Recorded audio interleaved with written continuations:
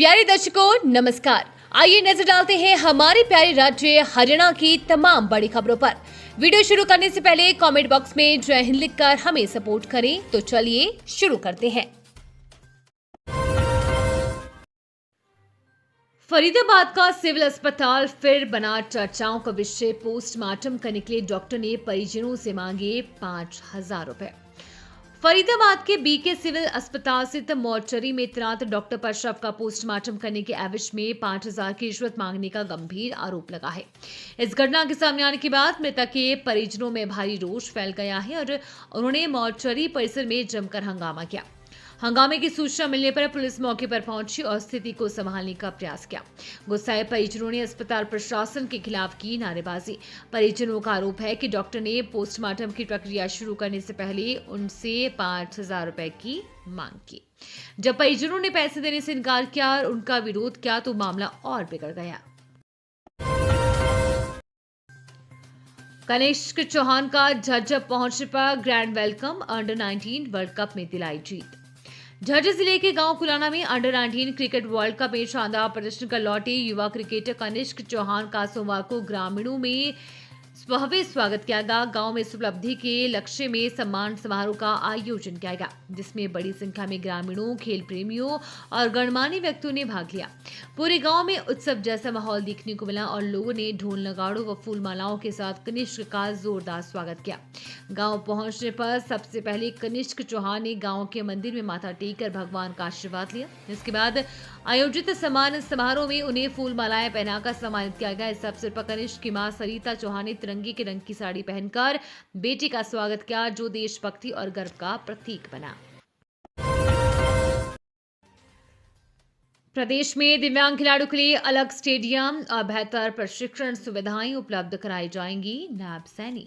हरियाणा के मुख्यमंत्री नायब सिंह सैनी ने कहा कि खिलाड़ी का साहस ही उसकी सबसे बड़ी ताकत है। जब हौसले बुलंद हो तो कोई भी कमी सफलता की राह नहीं रोक सकती। हमारी सरकार का संकल्प है कि हर प्रतिभा को मंच और हर सपने को उड़ान मिले। दिव्यांग खिलाड़ियों को बेहतर प्रशिक्षण और अवसर देने के लिए प्रदेश में उनके लिए विशेष खेल सुविधाएं और अलग स्टेडियम विकसित किया जाएगा। ये बात मुख्यमंत्री ने सोमवार को ताऊ देवीलाल स्टेडियम गुरुग्राम के क्रिकेट ग्राउंड में नागेश ट्रॉफी दृष्टि बाधित राष्ट्रीय T20 क्रिकेट प्रतियोगिता के उद्घाटन अवसर पर कही।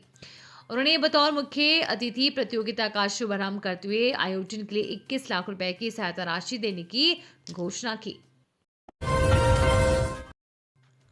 हरियाणा में बुढ़ापा पेंशन पर लगाई जा रही है शर्तें। अमानवीय सभी बुजुर्गों को बिना बाधा दी जाए pension. Kumari Selja.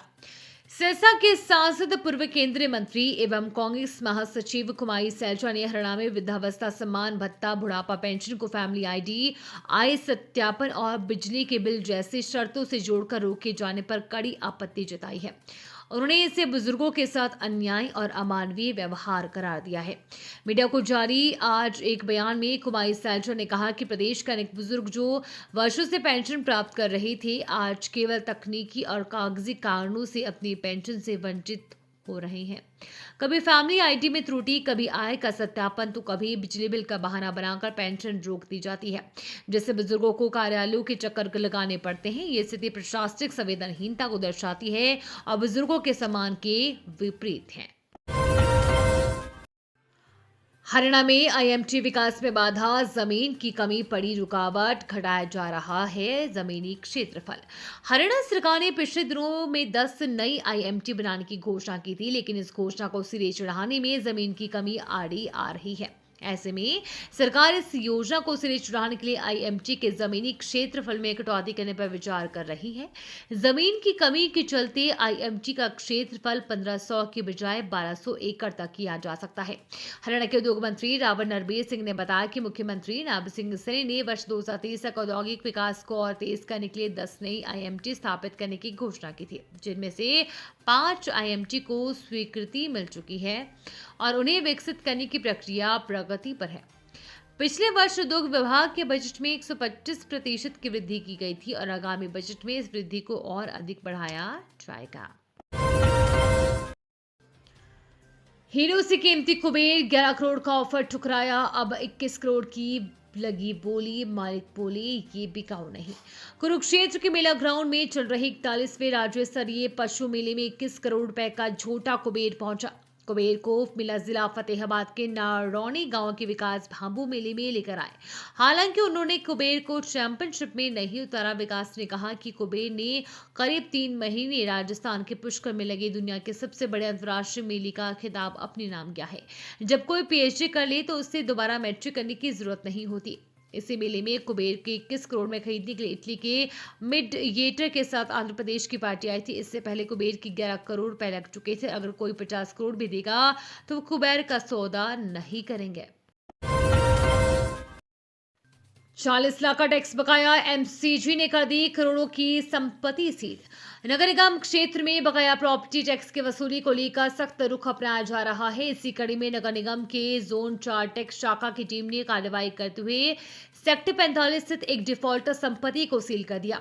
Tax branch से मिली जानकारी के अनुसार सेक्टर 45 में स्थित 13E प्रॉपर्टी पर लंबे समय से 40,712 रुपए का टैक्स बकाया है। कई बार नोटिस और भुगतान के अवसर देने के बावजूद बकाया राशि जमा नहीं करवाई गई, जिसके बाद निगम ने सीलिंग की कार्रवाई की। नगर निगम आयुक्त प्रदीप दहिया ने स्पष्ट किया कि टैक्स डिफॉल्टरों के खिलाफ अभियान आगे भी जारी रहेगा। जिन संपत्ति मालिकों ने अभी तक अपना बकाया जमा नहीं किया है, उन्हें अंतिम चेतावनी दी जा रही है कि वे शीघ्र भुगतान करें, अन्यथा उनकी संपत्तियों को भी सील किया जा सकता है। ये थी आज की फटाफट खबरें। हम मिलेंगे अगले बुलेटिन में, तब तक के लिए धन्यवाद और जय हिंद।